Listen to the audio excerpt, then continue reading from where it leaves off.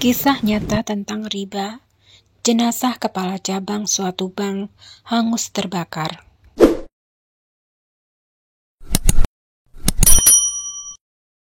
Mengerikan ya, padahal kepala cabang itu terkenal sebagai orang yang soleh dan taat beribadah.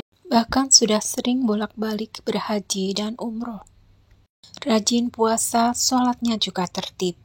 Tapi gara-gara pekerjaannya di suatu bank, maka jenazahnya pun hangus terbakar. Mengerikan sekali. Kira-kira apa penyebabnya? Pertama, kita harus ketahui definisi dari riba itu. Riba adalah penambahan, yakni penambahan dari pokok yang secara batil. Jadi kalau penambahan dari pokok itu merupakan hak akibat kemerosotan nilai dari suatu pokok yang dipinjam, maka itu bukan riba tentunya, ya kan? Seperti contohnya uang kertas, baik itu rupiah maupun US dollar. Yang semenjak perjanjian Bretton Woods di secara internasional monetary, maka pencetakannya tidak dijaminkan atau tidak dijangkarkan atau dikaitkan dengan logam mulia seperti emas atau perak lagi seperti dulu sebelumnya. Jadi kini pencetakan uang kertas itu berdasarkan keinginan atau suka-suka pemerintahnya, yang kadang bisa didasarkan pada perkembangan pasar uang. Namun tidak dijangkarkan lagi dengan logam mulia seperti emas atau perak sebagai jaminannya.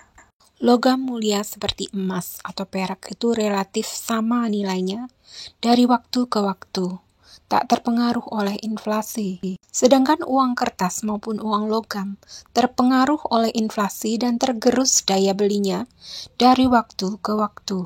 Seperti contohnya di tahun 2000, 100 juta rupiah itu bisa untuk membeli 1000 gram emas. Tapi di tahun 2025, 100 juta itu sudah merosot nilainya, hanya bisa untuk membeli 100 gram emas saja. Hal ini berbeda dengan dinar dan dirham yang terbuat dari logam mulia seperti emas ataupun perak, sehingga relatif stabil nilainya dari waktu ke waktu, tak tergerus oleh inflasi. 100 dinar di tahun 2000 hampir sama nilainya dengan 100 dinar di tahun 2025. Sehingga riba jika meminjam 100 dinar di tahun 2000, tapi mengembalikan lebih dari 100 dinar di tahun 2025 karena nilainya masih sama. Daya belinya masih sama. Hal ini berbeda dengan nilai rupiah. Uang rupiah di tahun 2000 berbeda daya belinya dengan uang yang sama di tahun 2025. Sehingga pada contoh tadi, adalah perbuatan zalim jika hutang 100 juta di tahun 2000, lalu dikembalikan tetap 100 juta di tahun 2025, karena daya belinya sudah merosot jauh. Yang semula bisa diberikan untuk 1000 gram emas, sekarang di tahun 2025 hanya cukup untuk membeli 100 gram emas saja. Adilnya, jika meminjam di tahun 2000 100 juta rupiah, maka di tahun 2025 seharusnya dilunasi dengan sekitar 1 miliar rupiah, yaitu nilai rupiah yang setara bisa dibelikan untuk 1000 gram emas, seperti di nilai 100 juta rupiah pada saat tahun 2000. Tentunya bukan riba jika meminjam di tahun 2000 sebesar 100 juta rupiah, lalu mengembalikannya di tahun 2025 sebesar 1 miliar rupiah, karena sama-sama bisa untuk membeli 1000 gram emas. Justru perbuatan zalim jika meminjam di tahun 2000 100 juta, lalu di tahun 2025 mengembalikan sama 100 juta juga. Padahal nilai 100 juta rupiah itu sudah merosot di tahun 2025, hanya bisa untuk membeli 100 gram emas saja, tidak bisa untuk membeli hingga 1000 gram emas seperti di tahun 2000. Hal ini sejalan dengan hadis Nabi. Hadis riwayat Muslim nomor 1587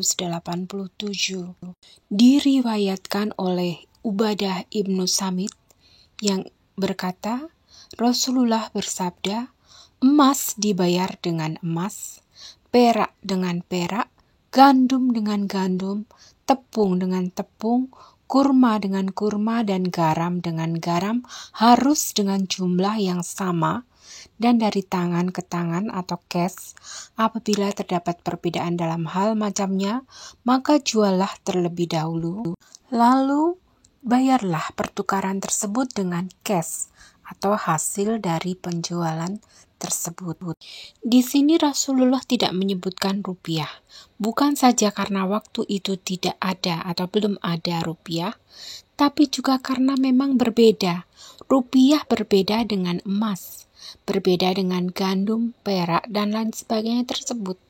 Karena nilainya terus mengalami kemerosotan, karena rupiah itu mengalami inflasi. Sedangkan emas, perak, gandum, tepung, kurma, garam itu tidak mengalami inflasi atau tidak mengalami penurunan daya beli. Nyaris sama dan stabil nilainya dari waktu ke waktu. Jadi jika meminjam 100 gram emas di tahun 2000, ia kembalinya 100 gram emas lagi di tahun 2025. Karena tidak ada perbedaan nilai. Sehingga untuk hal-hal yang tidak disebutkan di hadis tersebut, maka harus ditukar dengan emas dulu, lalu dihitung dengan emas lagi pada tahun berikutnya pada saat dikembalikan. Sehingga tentunya bukanlah riba jika kembali pokok ditambah real inflasi untuk hal-hal di luar barang-barang yang disebutkan pada hadis tersebut. Perlu diketahui ya bahwa inflation rate itu berbeda dengan real inflasi. Real inflasi rupiah sekitar 2 digit persen per tahunnya. Riba jika kembali melebihi real inflasi. Ini jika hutang dilakukan bukan untuk suatu kegiatan produksi atau produktif, tetapi untuk kegiatan konsumsi. Sedangkan jika hutang dilakukan untuk suatu kegiatan produktif, maka timbul keuntungan. Yang keuntungan itu bisa lebih tinggi ataupun lebih rendah. Sehingga bentuk pengembalian atau pelunasannya harus disesuaikan dengan hasil produksinya. Masalahnya di bank syariah itu tidak berlaku secara satu kasus per kasus, tetapi dikumpulkan dalam keranjang, lalu dihitung secara prorata. Sehingga hasilnya sama saja dengan bank konvensional, hanya berbeda nama atau istilahnya saja. Jika di bank konvensional ada bunga, maka di bank syariah ada bagi hasil. Bagi hasil itu hanya sebutannya saja. Jika aturannya emas harus kembali emas, lantas kenapa di bank itu menjadi haram? Bunga simpanan di bank mungkin masih di bawah real inflasi. Tapi di sini justru letak kezalimannya. Nasabah pemberi pinjaman kepada bank justru mendapatkan hak yang lebih rendah daripada yang seharusnya, yaitu di bawah real inflasi, dipotong biaya administrasi, dan juga pajak.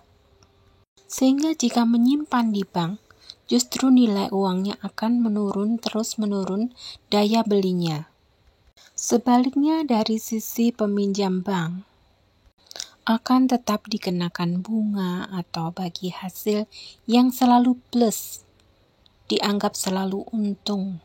Padahal dalam berusaha, tidak selalu untung, bisa saja rugi. Lalu adanya bunga berbunga pula. Inilah yang lalu menimbulkan kezaliman, lalu disebut juga sebagai riba, yakni adanya penambahan dari pokok yang diambil secara batil. Riba dan kebatilan itu adalah suatu hal yang haram, yang bisa membatalkan atau mengcancel suatu doa. Sebagaimana hadis riwayat Muslim nomor 1014. Riwayat Abu Hurairah bahwa bagaimana doa akan diperkenankan atau dikabulkan, sedangkan segala sesuatunya berasal dari hal yang haram. Lalu juga di hadis riwayat At-Tirmizi nomor 614 yang antara lain menyatakan bahwa segala sesuatu yang tumbuh berkembang dari hal yang haram akan berhak dibakar dalam api neraka. Lalu disebutkan juga di hadis riwayat Ibnu Majah yang antara lain menyebutkan bahwa dosa paling ringan dari riba adalah seperti berzina dengan ibu kandung. Dan berikut ini adalah kisah nyata tentang pengalaman jenazah kepala cabang suatu bank. Mungkin kita bahas masalah ini nih. Ya mudah-mudahan ikhwan itu datang lagi hari ini. Selesai kajian kita kemarin hari Rabu di sini, selesai saya ke belakang, ada seorang ikhwan yang mendatangi saya dan menceritakan pengalaman pribadinya. Dia mantan pegawai bank yang menyaksikan langsung bagaimana kepala cabangnya yang masih aktif meninggal dunia. Pada waktu itu kepala cabangnya ini ya terlihat sekali sebagai orang yang saleh, suka ya berpuasa Senin Kemis, kemudian juga suka berangkat haji umroh, suka bersedekah, banyak sekali amal solehnya. Masya Allah, kelihatan sekali solehnya. Ya, banyak amal-amal yang wajib maupun yang sunnah dia kerjakan. Tapi dia sebagai kepala cabang bank riba di Jakarta. Nah, ikhwan ini ketemu saya kemarin di belakang, selesai kajian Rabu kemarin, menceritakan, saya sudah keluar Pak Ustadz, dan kita punya komunitas anti riba. Kami ini ex-bankir. Ya, mantan-mantan pegawai bank yang berkumpul dalam suatu komunitas, dan kami punya pengajiannya. Dan minta saya juga untuk mengisi di kajian mereka. Ya. Dan kemudian dia menceritakan bahwa dia menyaksikan pengalaman yang sangat menakutkan. Yaitu ketika meninggal kepala cabang bank konvensional itu. Yaitu dia antarkan sampai ke kuburan. Ini kisah nyata ya, bukan sinetron. Ada nggak orangnya di sini? Hadir nggak sih ikhwan itu? Ya, dan saya percaya, insya Allah dia pun berani bersumpah atas nama Allah. Dan dia menyaksikan peristiwa itu bukan hanya dia, tapi juga teman-teman dia yang lain. Barangkali antum sudah pernah membaca ya, di sosial media tersebar berita seperti ini. Ini kejadian setahun yang lalu, dia simpan, dia tidak diucapkan, takutnya riba. Saya katakan, jangan, ceritakan ke orang lain, tapi jangan sebutkan siapa namanya. Kan orang nggak tahu. Kasih tahu aja, ini mantan kepala cabang bank konvensional di Jakarta. Banknya nama apa? Nggak usah kasih tahu lah banknya. Nah, kemudian dia menceritakan kemarin di balik hijab ini kemarin, Rabu yang lalu, bahwa dia mengantarkan sampai ke kuburan. Nah, kemudian dikuburkan si mayit. Nggak ada apa-apa. Memang kadang-kadang diperlihatkan oleh Allah. Kadang-kadang tidak diperlihatkan adanya siksa kubur itu. Ini salah satu yang diperhatikan, yang dilihatkan oleh Allah kepada para hambanya. Ternyata setelah dikuburkan, datanglah rombongan keluarga mayit yang lain. Ternyata mereka salah memasukkan ke liang lahat. Sekali lagi ya, bukan sinetron nih. Sinetron memang ada seperti ini juga, ngikut-ngikut itu. Ya, salah memasukkan. Jadi seharusnya dia ini kepala cabang ini di tempat liang lahat yang lain. Tapi salah masuk, miskomunikasi antara mayit dengan mayit. Ya. Miskomunikasi antara mayit dengan mayit. Maksudnya keluarga gitu loh, keluarga mayit. Maka dikuburkan, dipendam. Kata keluarga si mayit yang baru datang, oh nggak bisa, kami itu di sini. Kami udah booking, mungkin di bawahnya ada AC-nya atau apa, kita nggak tahu. Kami sudah booking di sini, maka kami nggak terima, silakan di sana. Oh nggak bisa, kami mintanya di sini, karena kami sudah bicara kok. Mungkin ada yang lupa dan lain-lain, akhirnya terpaksa dibongkar kembali. Ingat, waktunya tidak lama. Setelah ditimbun, mereka mau pulang, datang rombongan kedua. Kata ikhwan ini yang menceritakan kemarin di belakang. Datang rombongan kedua, maka dibongkar lagi. Dibongkar lagi kuburan tersebut. Ini siapa ini? Kuburan siapa? Mantan ya kepala cabang bank konvensional di Jakarta. Digali lagi kuburannya, Dan ternyata ada sesuatu yang membuat mereka semuanya kaget. Kain kafan sudah hangus. Jasadnya pun sudah hangus. Dan papan-papan itu yang menutup, itu hangus semuanya. Dalam waktu yang sangat singkat. Dan ini nggak selalu ditunjukkan oleh Allah. Terkadang saja, terkadang ditunjukkan. Pada tempat tertentu, orang tertentu, supaya manusia yakin bahwa ada siksa kubur. Itu ibunya si mayit yang menyaksikan proses seperti itu, langsung pingsan. Ibunya pun ada juga di situ. Dan bapak ini yang menceritakan kemarin kepada saya juga menceritakan, teman-temannya juga menyaksikan. Ketika dicoba digali kembali, mau dipindahkan mayit ke tempat yang lain, karena salah liang lahat. Liang lahatnya keliru. Ternyata begitu kondisi seperti ini, mereka ketakutan. Karena udah hangus jasadnya, hangus kain kafannya, hangus papan-papan kayu yang menutup jasad si mayit tersebut. Na'udzubillah min dzalik. Kalau sudah melihat langsung seperti itu, apa kita baru yakin?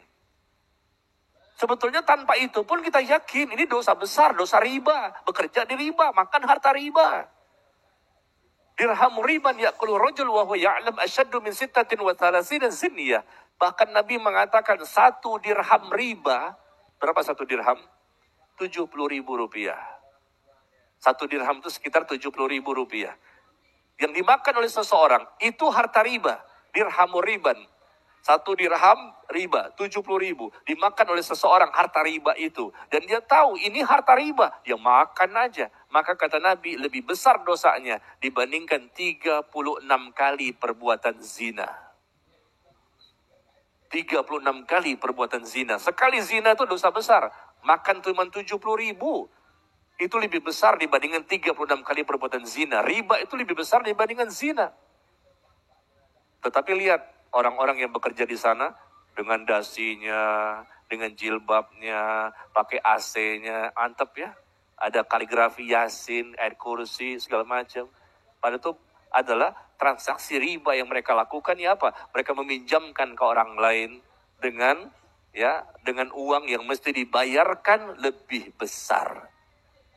Nah, ini pengalaman ya, orang yang Allah tunjukkan, hati-hati.